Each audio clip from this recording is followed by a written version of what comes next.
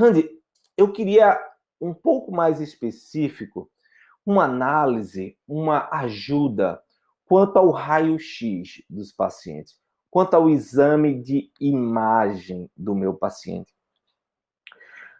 O que você precisa ver no exame de raio-x do seu paciente?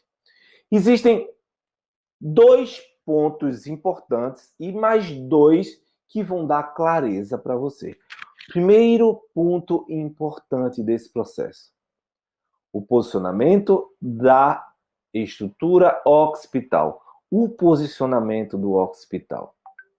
O posicionamento do occipital, se ele estiver muito anteriorizado, encarcerado, na radiografia de perfil, você vai observar que ele vai estar bem arredondado, como se estivesse rodando a cabeça para fora. Devido a essa cervical estar encaixada e a cervical ser um ponto de apoio, esse movimento do occipital altera toda a dinâmica de direção do queixo, direção do olhar, direção do nariz. E a partir daí, quando você tem esse occipital muito tensionado nesse ponto, você afeta não só o posicionamento da mandíbula, que é, literalmente empurrada, mas você tem que perceber que o occipital, posteriormente, ele se encaixa no temporal. E se ele está, rodado posteriormente aqui, ele vai ter uma tendência de levar consigo o temporal. Consequentemente, você tem rotações a nível temporal por conta de um posicionamento inadequado. Mas onde está o segredo? Se você quer eliminar a dor do seu paciente já no primeiro atendimento, é que quando você olhar de perfil a radiografia e observar o posicionamento do occipital, você pode verificar uma torção. E aí você tem que ver a sobreposição das imagens.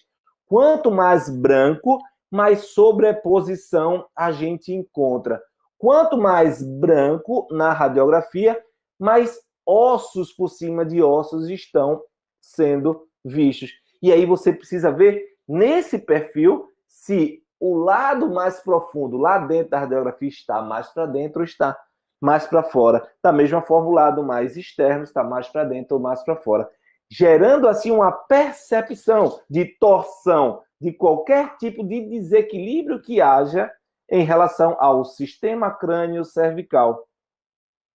Porque a partir daí, você consegue entender onde está o conflito e justificar o surgimento das dores com base nesse ponto de performance, o occipital, que pode estar alterado, levando a disfunções do sistema estomatognático, e essas disfunções do sistema estomatognático fazendo com que a ATM funcione em desvantagem mecânica, e aí surgindo dores. E se você quer eliminar a dor do seu paciente, você precisa entender que a causa está nesse posicionamento do occipital e que nada adianta você colocar placa, nada adianta você ajustar o aparelho ortodôntico, nada adianta você fazer no músculo se você não trabalhar no alinhamento, na melhora de plasticidade óssea, de adaptação desse occipital.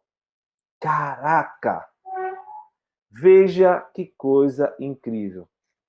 O segundo ponto é a coluna cervical. A coluna cervical, ela pode ter 2 posicionamentos clássicos. A do pescoço de cisne, onde está muito anteriorizado na radiografia, ou ela muito retificada. Se ela está muito retificada, ela tem uma tendência de tensão muito intensa meníngea, de tensão muito intensa a nível profundo cervical, que enrijece essa região, tá?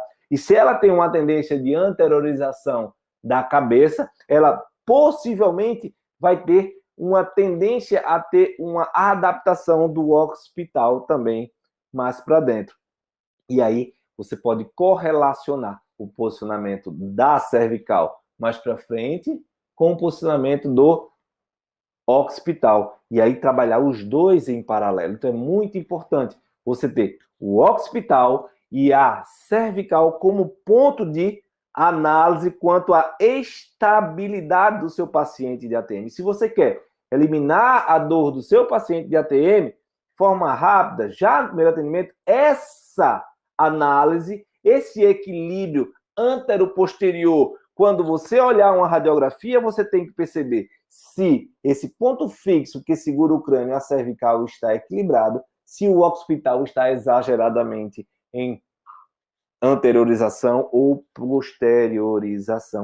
Essa análise é extremamente importante dentro de uma perspectiva clínica direta, dentro de uma perspectiva clínica que você saiba abordar a causa. E aí você vai ver que ajuste muitas vezes nesse posicionamento vai fazer diminuir o estalido, vai fazer diminuir o sintoma, vai fazer diminuir a sobrecarga. E associado a isso, conjugado, melhorar o tônus dos músculos supra e inferiores, a conexão de língua, toda essa função desse sistema estomatognático. Uau! Eu falei de 2 pontos, mas tem um terceiro ponto super importante.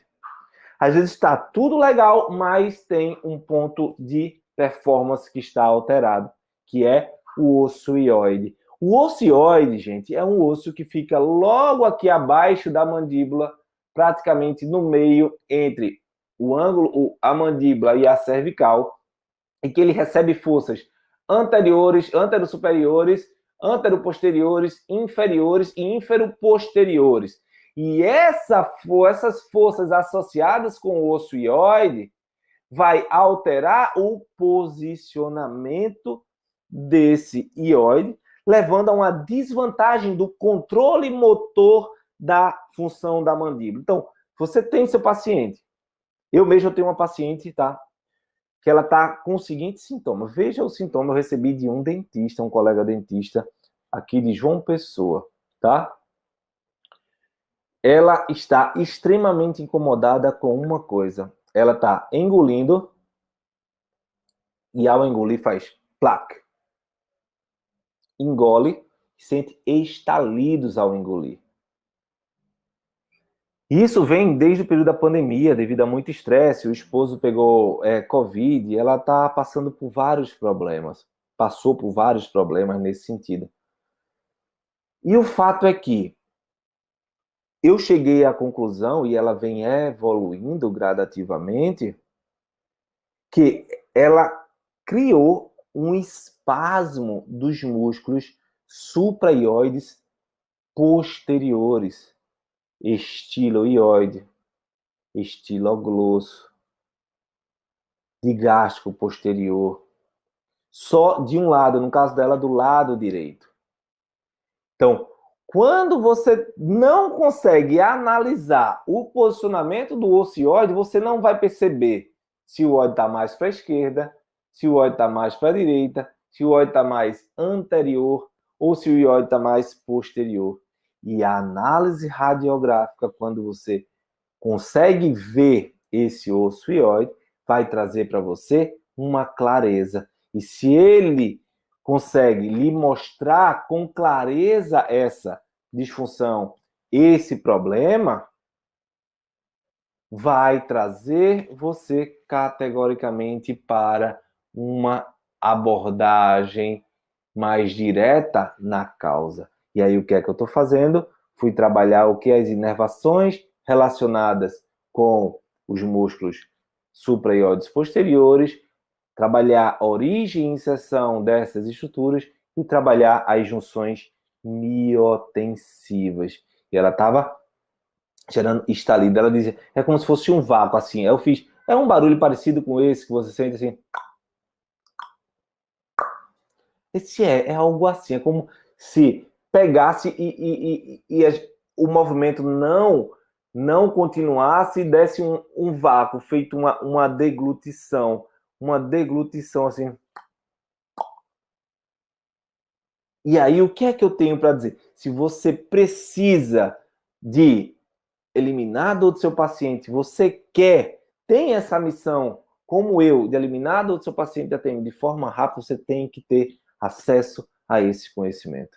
E acessar o conhecimento é utilizar ao seu favor. É entender que quando olhar uma radiografia, você tem que observar o crânio, base de crânio, o occipital, como interage com a região de coluna cervical, como o osso hioide está aí presente. E mais, qual a relação do posicionamento da mandíbula em relação a isso? Porque essa mandíbula mais para frente pode gerar uma posteriorização do côndilo lá atrás, ou o inverso, ou ela mais para frente, ela pode ser deslizada só para frente.